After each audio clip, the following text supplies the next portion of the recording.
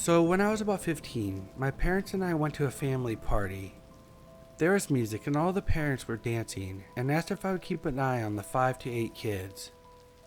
I lived in a small town, so I knew the kids and didn't mind watching them. The kids wanted to play tag, and me being a little kid at heart, I was excited to play tag with them. So before the game started, I agreed to be it, and they ran off. I probably should have kept a closer eye on them, but I knew the area and the people, so I didn't really think much of it. I gave them a 30-second head start, but before I began to chase them, I saw a guy I'd never seen before. He wore a weird raggy white and tan wool sweater and had a very poorly groomed beard. He stared at me, so I immediately ran off to chase the kids. After we played a few rounds, we all decided to sit down and take a break. We took a seat on some rocks outside, and I noticed a strange man was sitting at a table alone, just staring at us. My "this guy is bad news" alarm started blaring. I took the kids inside for a minute so I could watch the man. I was staring at him through the window, and he was staring back at me with unsettling eyes. After the longest minute of my life, one of the kids tugged my shirt and asked to play again. I said it was probably a bad idea, but instead, I told him to wait for a second before I made my decision. I stepped outside and noticed the man leaving. I sighed a breath of relief and told my parents what happened, and they said it's probably nothing, which I agreed, and then the kids started playing again. This time, I made sure that all the kids were in groups of 2 or 3, and then I jumped between the groups making sure they were safe. Eventually, they were tired out and we sat on the rocks again. But the man was back. I was so shocked and couldn't even get out a word. The man looked at me and said, "Why don't you all sit down? I like seeing you sit down." I told him to leave, but he just stared at me. Luckily, one of the kids had snuck away and grabbed my dad. My dad grabbed a couple of his friends and they told the guy to get out of there. He left and the party kinda ended after that. To the man in the sweater, let's not meet again.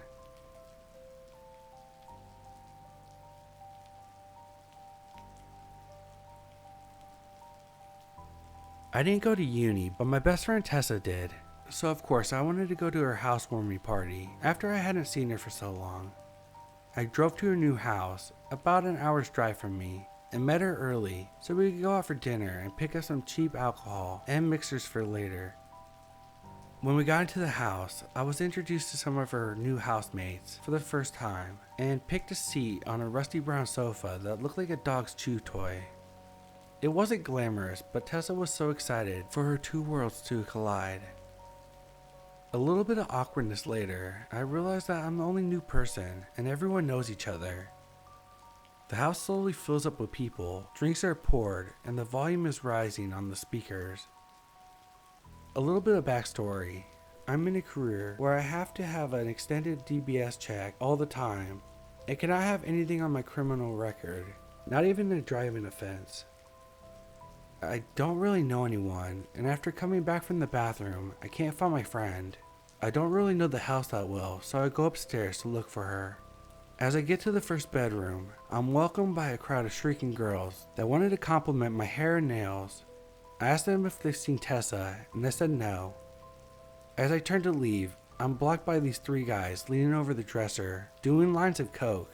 I'm a bit taken aback, but avoid eye contact and try the next room. In the next bedroom, there's loads of people sitting and standing and just talking. As I walk into the room further, I get shouted at by a guy that I'm letting it out. Then I'm whacked in the face with the strongest smell of weed. I walk straight back out. After doing a quick scan and still not being able to see her, I then try the bathroom on the landing, and it's just another girls chatting and giving life advice. After telling them that Craig ain't shit and he doesn't care about you, and them telling me that they didn't know Tessa, I leave to try my luck somewhere else. I'm feeling pretty lost. I can't leave the house because I've been drinking, and I was supposed to stay over that night. I go back downstairs into the back bedroom, just off the extension. I open the door to the room that I'm staying in that night, with all my stuff in it, and it's dark and quiet. I sit on the bed, get out my phone, and start texting my boyfriend. Stuff like how I wish I didn't come, and how I didn't want to be there. As I'm looking at my phone, I hear the small metal from a little tiny bolt scrape across the door. I can't see the other side of the room, so I lock my phone on bright to see better, and can't make out the shapes. Then I hear a guy's voice. "Sorry, I just didn't want anyone else to come in." That did not put me at ease. I awkwardly laugh and try to undo the lock to go back out and quickly slip through the door. I finally get to the kitchen where there's a girl slumped on the floor, her head down, murmuring to herself. I can't just look away and just want to know if she's okay, so I reach out and hold her arm and ask her if she wants to sit on the sofa. A guy stood next to her drinking Jack Daniels straight from the bottle and tells me, "She don't need to go. Leave her. She's coming down and just needs a little pick-me-up, don't ya, babe?" As he passes her a cup from the counter with pinkish-looking liquid inside. Everyone is just looking at me, so I squeeze past to get to the garden, which is where I found her. 3 guys stood over her as she was passed out on the grass. They're taking pictures. I get a horrible lump in my throat, and the 3 guys are laughing. Instincts kick in and I run to her, sitting her up so she doesn't choke. The guys are laughing at her, shouting, "Tessa baby, look at the camera. Tessa, you're gonna love this." I don't know how she knew them, but I didn't, and I was mad. She snapped back to reality and told me that she just felt a bit tired, so she had a quick power nap. After sobering up to that, I slept in my car in fear of the strange guy locked in my room, the girls in the bedroom doing coke, the girl in the kitchen passed out from who knows what, and the fear of being there when the police came. It was selfish, but I stayed until I knew my friend was in bed and the other girls were around. I just couldn't be in that house.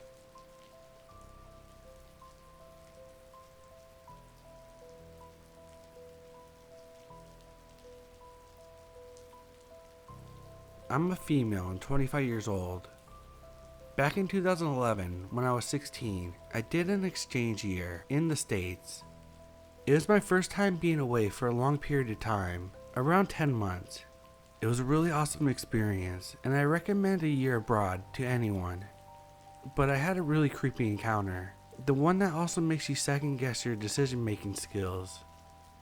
I think it was a Wednesday around May or June, and I had to meet a friend to go to the promenade and just walk around, eat, and talk. We had church that night, and he had to prepare something for service. I'm not really religious, but since my friends and my host family went to church, I went along with them. Since I didn't need to help, I decided to go to the promenade and maybe do some shopping. After he left, I walked around for a little bit, up on the beach, eating frozen yogurt and listening to some music. Then I felt a slight tap on my shoulder, and I turned around, kinda expecting someone I knew.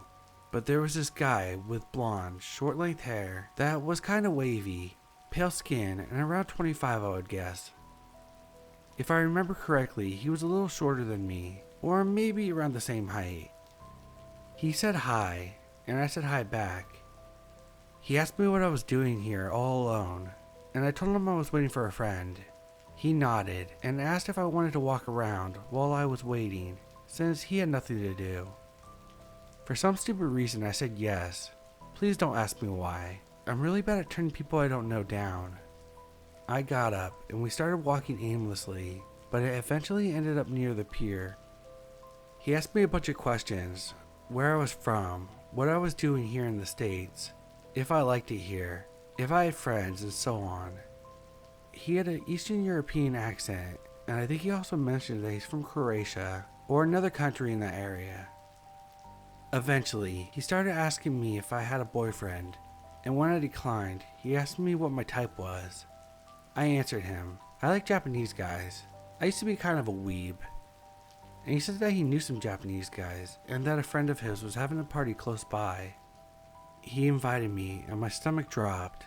Up until then, I had this suspicious feeling about him, but then it changed into full stranger danger mode. I felt cold, and I remember my heart racing like crazy. I declined nervously, and he asked me why. I told him I was still waiting for my friend, but he said he'll just show me where the party is, and that I could come back again later, after I was done with whatever I was doing with my friend. I declined again, and he asked if I was scared of him. I just answered that I didn't know when I would be done, and that my friend would arrive any minute. While I was talking to him, I texted my friend to call me to get me out of the situation. But luckily he did, and I kind of talked to myself because he had no idea what was going on. I just asked him where he was waiting, made up a location nearby, and then hung up. I then told the guy that my friend was waiting for me and I had to leave. He tried to get me to stay, but I declined and walked away. I feared he might follow me, but luckily he didn't. I don't think he believed me when I said my friend was waiting for me, but screw that. I just wanted to get out of that situation. Later at church, he asked me what was going on, and I told him the story. He said that I was stupid for interacting with the guy in the first place, which I knew. But he's glad that I didn't do anything stupid, like actually go with him. The guy might have just been a weird dude with no bad intentions, but please don't invite underage girls to go to a party with you. It just makes you look like a creep.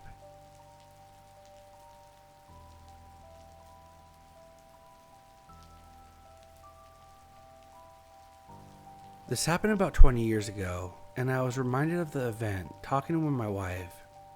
It's not so much scary as creepy and disgusting, and gave me a small glimpse into what women must feel like with all these creepy dudes. So I was 25 and on my lunch break, enjoying the nice day sitting at the park in the back of my old 89 Nissan 4-wheel drive pickup, with a sliding glass window open, jamming to some And Justice for All, eating my burger and fries. This minivan pulls up, and the skinny old man wearing a gray leisure suit. Think Mr. Furley's outfit in Three's Company. I know I dated myself and lost a lot of millennials with that reference. Anyway, he asked me, the very shy introverted me, who normally gives you the fuck off and die glare, if I'm the guy that he was supposed to meet to follow to a party. I of course said no, and hoped that was that. Of course not. He comes back and asks me if I'm sure that I'm not the guy that he's supposed to meet up with. Yeah, I guess I must have forgot, right? No, I said. I'm on my lunch break. Then he asked me if I go to those kind of parties. He says with a disgusting grin, sex parties. I was disgusted and yelled, no! And he was like, calm down. I was so creeped out that I just wanted to finish my lunch and go back to work when this asshole pulls up to me a third time, telling me that supposedly some girl in another car in the park was giving a guy a BJ. I snapped and screamed at him, fuck off, asshole. Jumped into my truck and blared Metallica. The consensus from my co-workers, friends, ex-girlfriend, and now my awesome wife for 15 years, and myself, that there was no party, and that he was, I guess, hoping to entice a 25-year-old metalhead dude to suck his dick at the park. So creepy minivan sex party perv, you're probably dead by now, but if not, let's not meet again.